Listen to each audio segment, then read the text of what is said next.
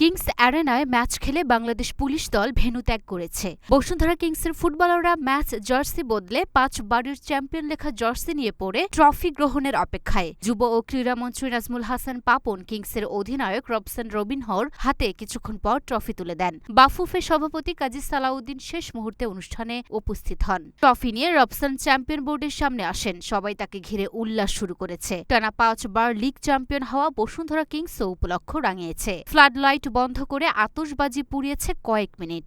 তখন ট্রফি নিয়ে খেলোয়াড়রা নেচেছে। সেই নাচানাচিতে অংশ নিয়েছিলেন কোচিং স্টাফ ও কর্মকর্তারাও। ঘরোয়া ফুটবল লিগে চ্যাম্পিয়নে এমন উদযাপন আর হয়নি কখনো। যুব ও ক্রীড়ামন্ত্রী নাজমুল হাসান পাপন খেলা শেষ হওয়ার কয়েক মিনিট আগে আসেন। পুরস্কার মঞ্চ তৈরি ও আনুষঙ্গিক ব্যবস্থাপনায় আধ ঘণ্টা সময় লাগে। সেই সময় ফ্লাড লাইট আধো আলো নিভিয়ে গান বাজিয়েছে ডিয়ার বসুন্ধরা কিংস। চ্যাম্পিয়ন উদযাপনে মধ্যবিরতিতে কিংস শিশুদের খেলার সুযোগ দিয়েছে। 2 রাউন্ড আগে কিংস চ্যাম্পিয়ন ট্রফি পেয়েছে।